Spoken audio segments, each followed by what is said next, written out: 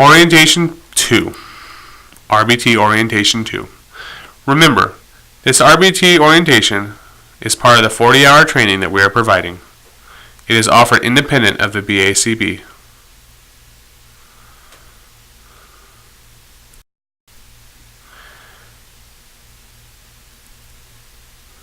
All willful behavior happens in that ABC format: antecedent, behavior, and consequence.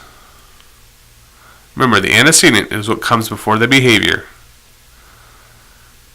Behavior is what the individual engages in, and the consequence is what the behavior gets, what happens after the behavior.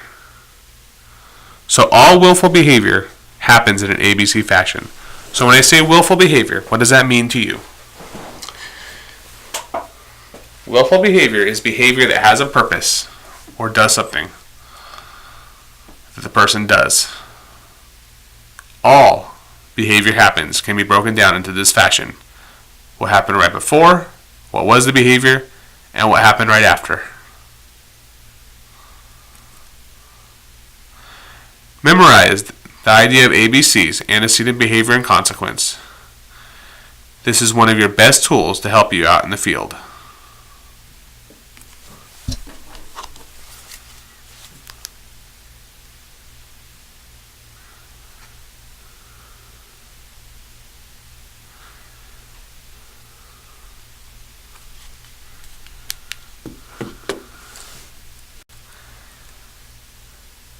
Remember, A's, antecedents, come immediately before the behavior. C's, consequences, come immediately after the behavior. And the only behaviors we are going to focus on are those overt behaviors, the behaviors that we can observe.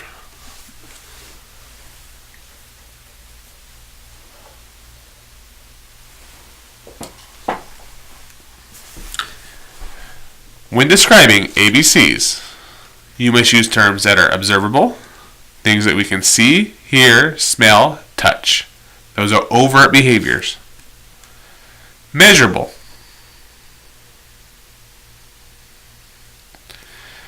Quantifiable. Remember that idea that we can put a number to it.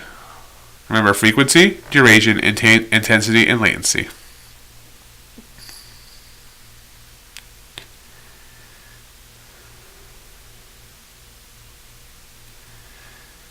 Objective.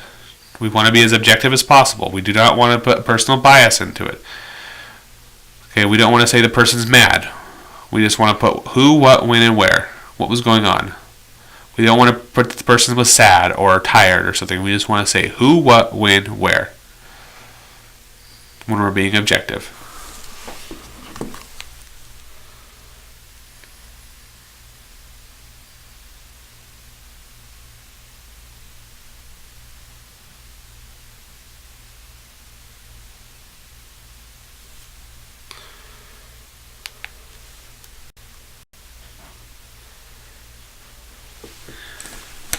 Antecedents are any condition that precedes a behavior.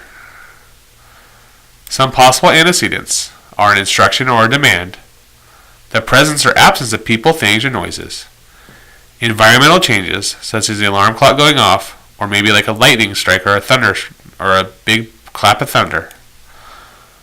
Activities are also possible antecedents. Consequences. Remember, there are 3 types of consequences: reinforcement, punishment, and extinction.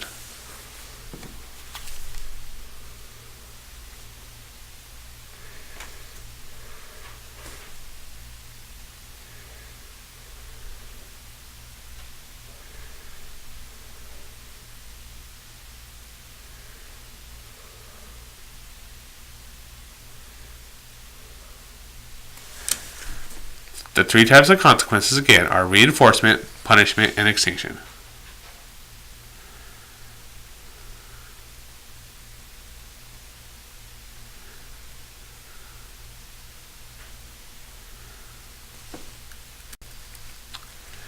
Natural laws of behavior. Behavior can be increased through reinforcement. Behavior can be decreased through punishment. All behavior has a cost in energy. We behave in ways that gain us the most reinforcement for the least amount of energy. Again, I'll say that again. We behave in ways that gain us the most reinforcement for the least amount of energy.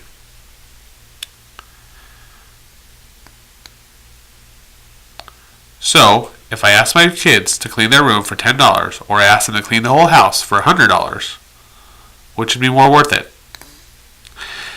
They may clean the whole house because they get $100, right? But what if the house is really big? And trust me, it's not. They may choose not to do that. Likewise, if I told them, I'll give you $10 to clean your room or $10 to clean the house, they will always probably pick the room because it's the same amount of reinforcement, but there's a lot less energy needed to clean only the one room.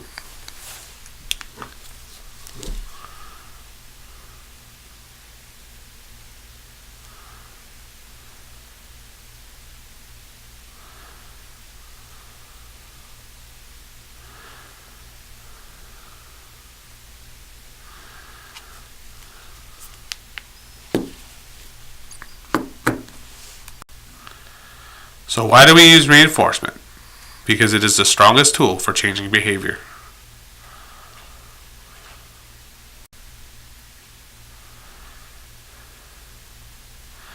Definition of reinforcement again. Any stimulus added or removed after an occurrence of a behavior that results in the increase of the future occurrence of that behavior. Positive reinforcement means that something pleasant or that you like or enjoy is added or gained after engaging in a specific behavior, which in return increases the likelihood of that behavior in the future. Negative reinforcement is when something unpleasant or aversive or that you dislike is removed or taken away after engaging in a specific behavior. This in turn increases the future likelihood of that behavior. So again, remember, positive reinforcement, something added; negative reinforcement, something taken away. Both increase the future likelihood of behavior.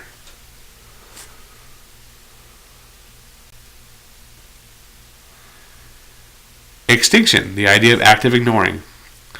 To remove reinforcers after a specific behavior, to decrease the rate of that behavior. A common use of extinction is active ignoring. We provide no consequence for the behavior. This removes any known or unknown reinforcement. Often, we don't know if we're reinforcing behavior. By using active ignoring, we are making sure not to reinforce it. And remember that idea of an extinction burst, that it will get worse before it gets better.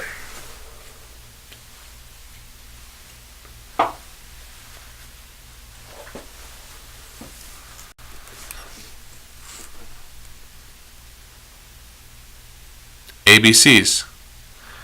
Applied behavior analysis uses the ABCs of behavior to increase the appropriate behaviors and to decrease inappropriate behaviors. Meaning that we can manipulate the antecedents and manipulate the consequences to promote good behavior and to decrease inappropriate behavior. If we can control the environment, we can control the behavior, or at least influence it. But how do we control that environment? And remember, environment doesn't mean just like outside with trees and everything. It just means what the current environment of that individual is. So like a classroom, that's an environment. An office room is an environment. A bedroom is an environment. We go back to our ABCs when we're looking at how we control or modify the environment.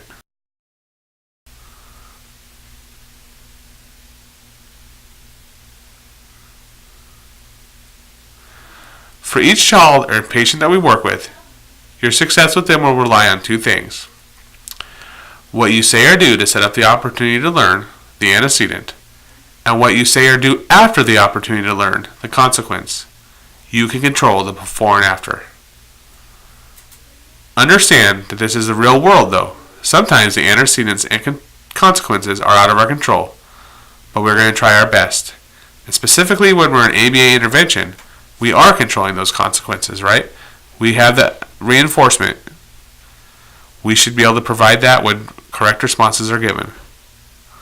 The point being, though, that the success that we're going to have with our children or our patients, the ones that we're going to work with, are going to rely on the two things of what we say or do to set up that opportunity to learn, and what you say or do after the opportunity to learn, what you provide for the correct responses.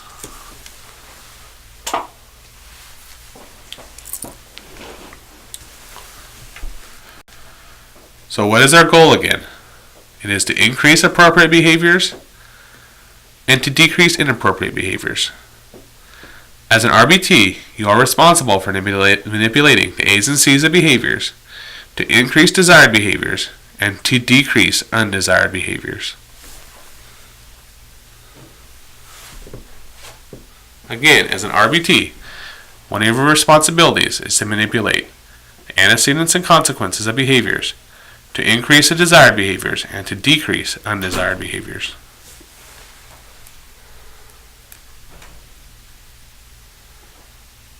So what part of the ABCs of behaviors are we going to change? We change the antecedents and the consequences. Again, you cannot force someone to do a behavior, but you are in charge of both the antecedents, what happens before, and the consequences of the behavior.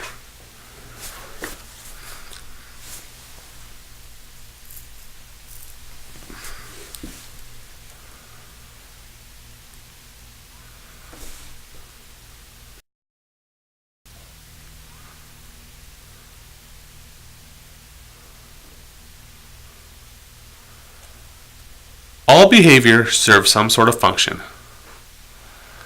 There are 4 broad functions of behavior. It is your responsibility as an RBT to know what these functions are. Remember, the function is the most common consequence that the behavior gains the person.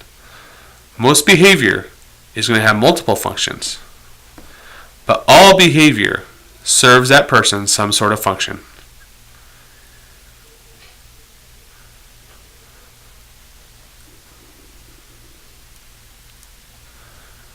The attention function. The attention function says that the behavior will result in the individual getting some form of social attention or praise. Remember, even small things like an eyebrow raise could serve as attention. Basically, if they see the person do something, if the learner or the student or the patient does something and that other person like flinches or does something, and the behavior increases because of that, they're getting some form of social attention for that. So behavior that gets a result that results in the individual getting social attention or praise is said to have an attention function.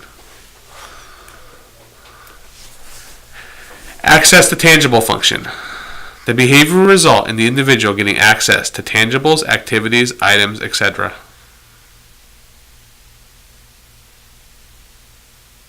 Again, access to tangible function. The behavior results in the individual getting access to tangible items or activities or something like that. Escape avoidance function. The behavior results in the individual avoiding or escaping an aversive or unwanted situation or stimuli. So if you put a sheet of homework out in front of a student and they run away, or they break their pencil, and the most common consequence is that the teacher removes or the parent removes the homework, that would be said to be an escape avoidance function. Automatic or sensory. Behavior that is maintained by sensory stimulation or that is maintained by other functions, such as like sickness or medication, something like that, is said to have an automatic or sensory function. Basically, if the person is left alone without any kind of like social reinforcement, someone to give them access tangible, someone to give them escape, someone to give them attention, and they still engage in the behavior, it is said to have an automatic or sensory function. Basically, if you think about us as adults, we do things like tap our feet, twirl our hair. Those are all automatically or sensory behaviors. They just kind of feel good to us. Okay. Think about hand flapping in individuals with autism. That serves in a sensory function. So again, most behavior, okay, most behavior is going to have multiple functions. Okay? Very few behaviors are just attention or just access. But all behavior does serve some sort of function for that person. And when you're working with that patient, you want to ask yourself, what if the patient is engaging in problematic behavior, what are they getting out of it? What are they, what is it serving? What is it doing for them? As a behavior analyst, I will use assessments and other manipulations, even going so far as maybe an experimental analysis, which might be known as a functional assessment or functional analysis. But as an RBT, it is your job to implement interventions that are based off of what we know the function of the behavior to be. It is not your job to do a functional analysis. Rather, it is your job to implement interventions that will allow the person to gain access to the appropriate function in a more appropriate way. But again, the 4 functions of behavior are attention, access to tangibles, escape avoidance, and automatic or sensory.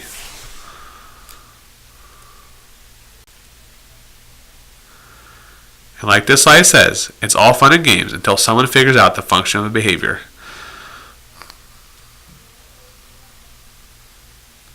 One thing I'd like you to do in practice is look at people in your life, significant others, friends, family, and see if you can figure out the function of what they're doing, why they're doing it, what they get from it.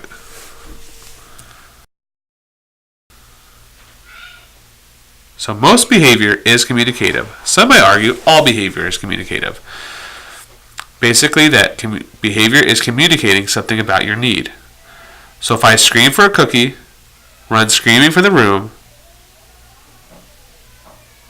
my behavior tells me something about what I might need, or the behavior tells us something about what the individual may need. Conversely, if I say I would like a cookie, I would like a piece of pizza, I would like an apple, can you take me home, etc., etc., those are also behaviors that we're communicating a need.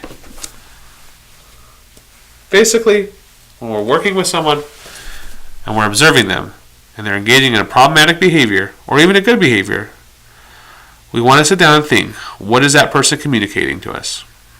And try to give them a more appropriate way, if it is a problem behavior, to get that need met.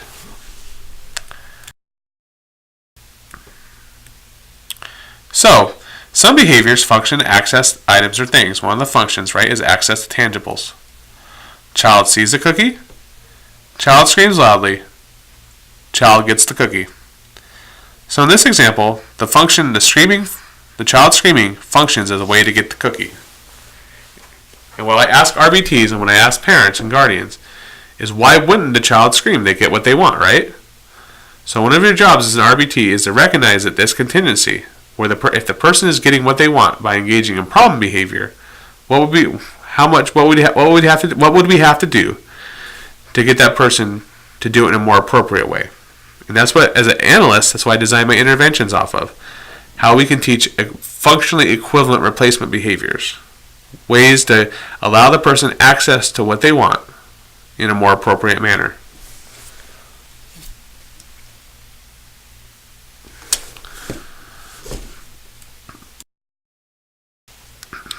So some behaviors function to avoid an unpleasant or aversive situation. These are like escape behaviors or avoidance behaviors. Adult asks a child to clean their room. Child screams loudly. Adult stops asking. Same thing. I would ask the parent or the RBT, if the child is engaging in this problem behavior, what do they get from it? And how are we going to make it more appropriate for them to get what they want? Here, for example, the child is screaming loudly. The adult stops asking. We might instead teach the child to say not now, or can it wait? And as you can see, it will get pretty complex, because what if it can't wait? We would need to teach them how to respond even when they don't want to do something. But again, that goes kind of beyond the scope of what we're talking about here. The idea here is to understand that one of the functions is of escape or avoidance.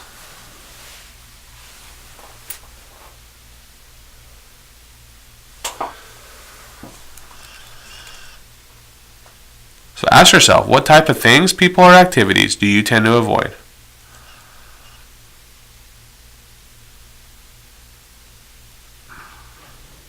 For example, in my house, one of the things I'll do is start doing laundry if I notice that the dishes are really full, because I'd much prefer to do laundry than doing dishes. So in that case, the antecedent would be me walking by the sink and seeing it full of dishes. The behavior would be I would start doing laundry. And that means I don't have to do the dishes. I'm not thinking about dishes. I'm not looking at the dishes. Likewise, if my phone rings and it's someone I don't want to talk to, I might hit decline or not accept the call.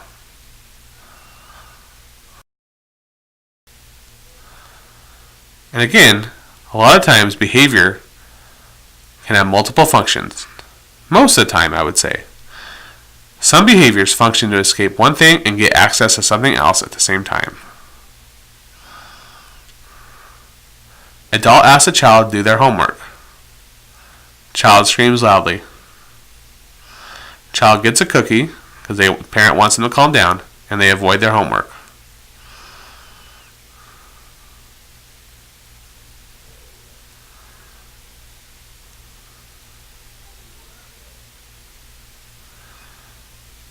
As you can see, the person gets two things from this. They escape and they access something.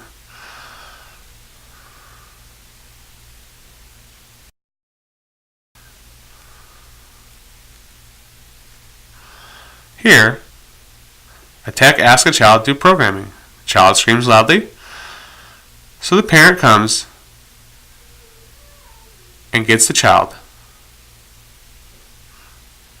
and asks them what's wrong, and they escape.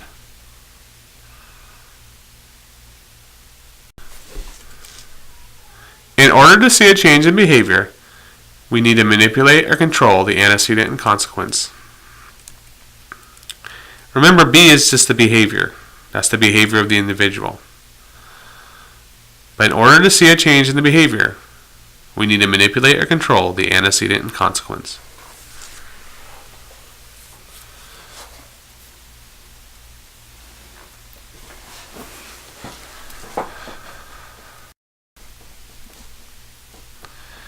Let's talk a little bit about antecedent manipulations. Controlling antecedents is one way to influence behavior. These may be known as preventative strategies.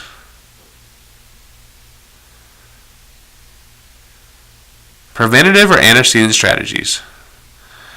One way is to give reinforcement, such as attention or escape, in a non-contingent fashion. When I say non-contingent, basically I'm just meaning kind of throughout the day. Now, I'm not going to get into too much technicality here, because truly, nothing is really non-contingent. But the idea is that we would give reinforcement sporadically throughout the day, basically for no reason at all. For example, sometimes I'll just tell my son to take a break from his homework, or I'll just come up to my daughter and give her like a high five, just randomly. I may also modify presentations or demands. For example, I may ask them to only do half of their problems, and we'll do their other half later. Remember, antecedents come before a behavior. These are strategies we can do to make a behavior less likely or more likely. So we want to make bad behaviors or poor undesired behaviors less likely to occur, and good behaviors more likely to occur. And these are all ways to do that. We could provide choices. Choices are a powerful tool. Do you want to work for this or that? Do you want to work on drawing or writing? Visual aids, such as pictures, token systems, break icons. We can change the physical environment. We can try to make it less noisy. Turn the TV off. And we want to increase predictability by using strategies such as saying my turn, First we do this, then we do this. And they provide transition warnings. Transition warnings are very important. We don't want to just say, oh, now we're done. Okay, we want to say, okay, we'll be done in 3 minutes. Okay, we'll be done in 1 minute. Right? We want to be predictable. Those are all antecedent strategies. They come before the behavior. Okay, we want to try to make problem behaviors less likely and good behaviors, desirable behaviors, more likely.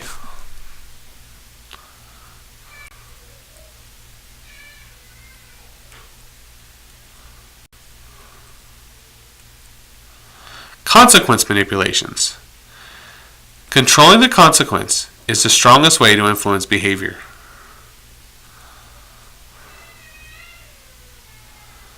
Some consequence strategies are differential reinforcement, active ignoring, extinction. Differential reinforcement. Remember that applied behavior analysis uses the ABCs of behavior to increase appropriate behaviors and decrease inappropriate ones. It is not simply enough to extinguish inappropriate behavior. We must also strengthen good behavior. This is done by differential reinforcing or differential reinforcement. We teach an appropriate replacement behavior and reinforce that while we ignore the inappropriate behavior. For example, we might reinforce tapping one shoulder instead of hitting, saying cookie instead of screaming, and asking for break or all done or any other communication instead of an inappropriate communication or inappropriate behavior. Okay, so for example, if an individual is screaming and crying to get a cookie, we're going to ignore that. But we're also going to give them a cookie if they ask for one in a more appropriate manner.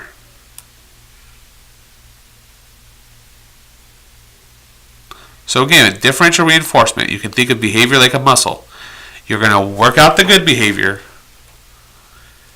and ignore the bad behavior. Again, we want to increase the appropriate behavior and decrease inappropriate behavior.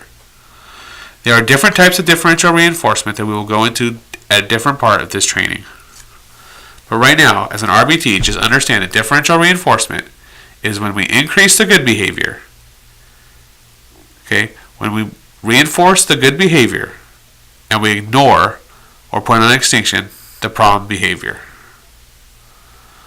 So I'll say it again, differential reinforcement. We reinforce the appropriate behavior, ignore, not attend to, the inappropriate behavior.